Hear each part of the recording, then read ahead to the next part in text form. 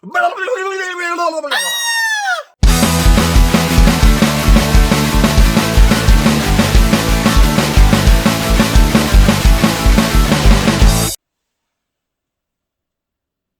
to Stoopid Movies, where we watch them so you don't have to.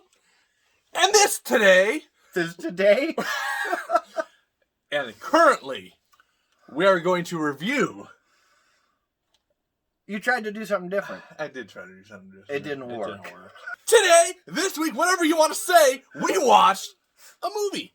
And that movie, this week, today, is They Live... You're covering up the title.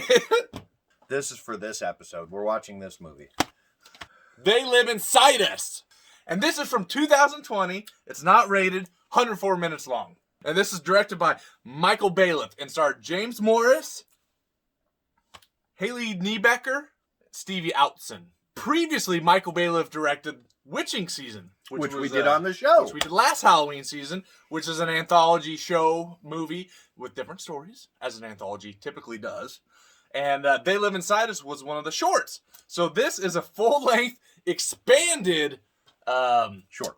Halloween time. We're still in the midst of it. They Live Inside Us. And when we went to a house that was named after somebody named Booth, and we went in on Halloween because we wanted to come up with a story to write, and we couldn't come up with anything, and then we found out there are things living inside of us. What are those things, Adam?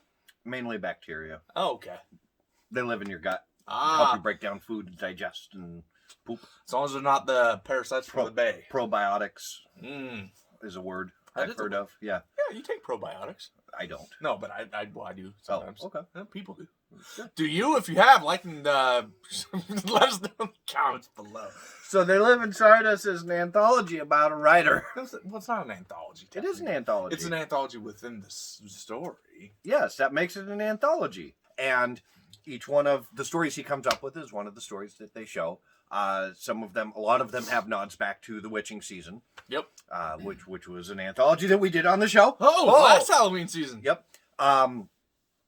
And then there's ghosts. Yeah. And a killer clown. So, Rob, we opened the doors to this spooky house. And we opened the doors to the booth. Yeah. And we walked inside, and we said, trick or treat. Oh. And they were like, here's some things you like. Okay. What were those things? All right. Well, in the opening scene, I love the scenery. There's like mountains in the background and stuff. It's just beautiful. I loved it, man. I don't know. And along with that, this movie hits some Halloween atmosphere. Pretty hard. Yeah, pretty good. It was just like, Ween! Yes! I really, really liked the wraparound. Like every time you lean forward. Stop it! I really like the wraparound. I forgot what I was going. I really like the wraparound for this. It was smart. It was creative. It had a twist that I actually didn't see coming. I liked it a lot. And the whole story was just fantastic. Yeah. It was one of the better wraparounds I've seen. The story as a whole. See, I guess I didn't really look at it as an anthology, I guess. But I mean, I know what you mean. Because he's writing the stories and is telling the stories within that story. Yeah. That makes it the wraparound. I don't consider it an anthology, I guess. But the story, like the main story, about... the writer. Yeah, the writer. And his kid. Yeah. It's engaging for me, and it was sad. The twist made it really sad, man. Yeah. I teared up a little bit. I was like, oh, wow, that is... I dug it. Rough. It was a very realistic family dynamic. Right. Him and his daughter, they felt like they were family. Some of the arguments they had, it felt like these were things they had done before. It was genuine, and they nailed that, which I would say the acting in this is great. Oh, man, it was off the chart, especially the little girl.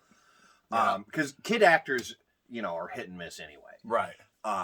And then on top of it, she had to spend the whole movie acting like she couldn't walk. Right. So there was a scene where they were fighting really bad. And then he was like, I'm sorry, I lost my temper. And she's crying. And he's like, are you okay? And she's like, no, I have to pee. And I was like, that is so, like, I teared up there. It's like, because that is so realistic. Yeah. That interaction. And like when he's like, it's because of you. Yeah. Or whatever. And I'm just like, Mom died because of you. And yeah, it just, nailed it. Which James Morris in the lead role as Jake. I mean, I thought he killed it. Oh my god, dude, I can't wait to see him do more. He just nailed it with. He just felt genuine and relatable. Yeah, and range of emotions. And for an indie movie, man, that's huge. So now that we're done whacking James off, hey, that's okay. Dude, the fucking clown, which also was James Morris. Was it really? Yes, he played the slasher, the clown, and the pumpkin scarecrow. So nailed it, dude. That clown was creepy. That clown was creepy as fuck. Oh. And I like that it didn't do. Okay, so clowns in movies usually do one of two things. In horror movies, yeah, they're either way over the top, acting like lunatics, too silly, yep, or they're Art the Clown, like fucking deadpan, dead inside, coming for you. This one was kind of in the middle, yep, where it was a little silly, but not just like, okay, you're annoying me silly. It worked really, really well. And the other two stories, the slasher with the cat mask was cool. Yep. Very simple, but I thought it was effective. The pumpkin scarecrow, I wish we would have saw more of that because that was pretty badass. And, the cinematography and the camera work I thought was really, really good in this. And again, it's an indie movie, so when they nail that, man, I mean, it looked great. It was beautiful. I mean, you get some aerial shots and you get different angles and stuff, and just technically speaking, this movie was great. I forgot that it was an indie movie. I know. Because of the quality. Yeah, they did awesome. And along with the atmosphere, which I thought was great, and the setting in the booth house was awesome, just kind of creepy. And I'm not a big haunted house fan. You know that. You guys probably know that at this point now, too. But they just nailed that whole vibe. And the score, I thought, was great. The score was amazing in this. It's creepy and it's eerie. And even I, who am jaded with stuff, there's the one scene when he's looking at that door and that light comes on. And it's just like slowly zooming in. You got that score. I'm like, okay, this is almost creeping me out. So awesome job on that. This did not do the normal haunted house stuff. No, it was unique. Because it was like almost right away into it. Yep. Yeah, and I think what helps it is there's not cheap jump scares. There's a few jump scares, but I think they're warranted. They were earned. And along with that haunted house kind of storytelling, they really mixed in psychological horror into it, which is really what kept me engaged into it, because it was like, okay, what's really happening? Is this all in his head? Is this place haunted? And they did a great job in the storytelling. With that, I want to talk about the ending. Yeah. The final, I would say half an hour is so fucked up. Yeah, it's like shit goes off about the point where his daughter goes missing. From that point on, shit goes off the rails. Yeah. And it is insane. That half an hour, I was just like I don't even want to blink because I'm afraid I'm going to miss something important. That's how pulled in you get because of the way they tell the story and the acting. I mean, you are engaged in these characters and in the outcome, and then they incorporate the stories that he's trying to write into what's happening to him at the end. It's pretty neat. It's screwy up, and I love it. Yes, I love it. It is a slow burn storytelling, but because of the atmosphere and the score and the characters and everything, it keeps you in it. And then that whole last half hour is worth the payoff. Right. This is how you do slow burn horror. Exactly. All right. Well, anything that we didn't like? Were there? I only had not much, man. I only had one real thing. I'll let you do your nitpicks. Well, I was going to say some of the short, anthology type storytelling within the movie, I wanted more of. Like the pumpkin scarecrow would have been nice to see more. But I get it. The way it just cuts off. Yeah. But it was effective. It was that cool that I wanted more. Again, pacing is a bit slow burn, but it's done well. But I got to say that because, I didn't get bored, and I actually loved the way they did this. But for some, it's going to be a little bit slower. More gore would be nice. Typical nitpick stuff, my big thing, and this didn't bother me, and I don't think it bothered you either, it sounds like. But I could see it bothering some people. The ending is really confusing.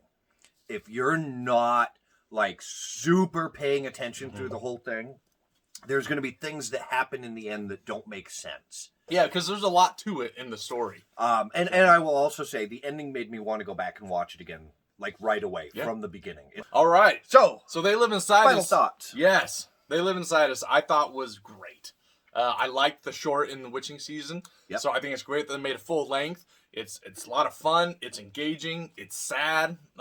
It's messed up. It's so sad, man. Yeah, it's just I was in a funk all day after watching it. Right? And it's very well done. Michael Bailiff did a great job directing. James Morris killed it as the lead, and then his daughter, also the actress that played her, was fantastic. It's just great. You know, it's a very serious movie. Yeah. And you know, it's indie. Support indie horror. Everything about this is awesome. I would definitely recommend it.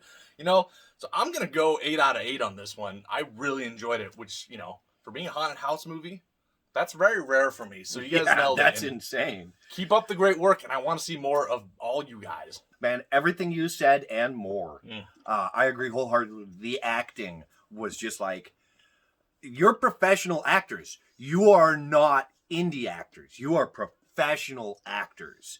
And that is impressive by itself. The cinematography was like, you are not indie filmmakers. You are professional filmmakers who just didn't get a budget.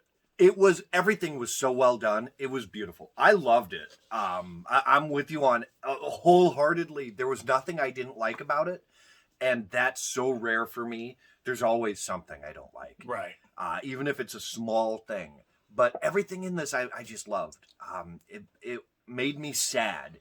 Mm-hmm. Which might be my only dislike, was I watched it early in the morning, and then all day I still had to work, and I was sad. Yeah. But I'm going to give it an 8 out of 8 as well. It was just, you need to watch this movie to understand what we're saying. It was great. Yeah, it's available on Amazon. You can get the Blu-ray. I'm pretty sure you can rent it on there. Check it out. I'm sure. Buy it. Just look for it. You can find it. Buy it. Support them so they can do more. This is going to be one of those movies you want to own physically, so that you can watch it over and over. So very well done, Michael. Very well done, James, and everybody else. So keep up the great work. Cast and crew, all of you should feel very, very proud. Yeah. So if you have seen it, let us know what you thought below in the comments. And if you haven't, definitely go hunt it down. Yeah. So if you like what we're doing, if you like us reviewing this stuff, you can check us out on Facebook.com/StoopidMovies. That's right. Did you break? Are you okay today? I am broken. Drink more coffee. Here, Okay. I'll do this part for you. Make sure you like, comment, and subscribe down below. I don't know, it does something for us, but no one knows what. Tell your friends. If you haven't, just do it! Yep. Check us out, Facebook.com/StoopidMovies, Instagram @StoopidMovies, @Dr. Sketch Turner, @TheHorrorPunk. You can email Rob, StoopidMovies@Outlook.com. No, I don't have any jokes or anything. No, good. This movie was too good. I'm not going to throw in a penis joke. Go watch it now! But before we go, send Rob pictures of your haunted penis.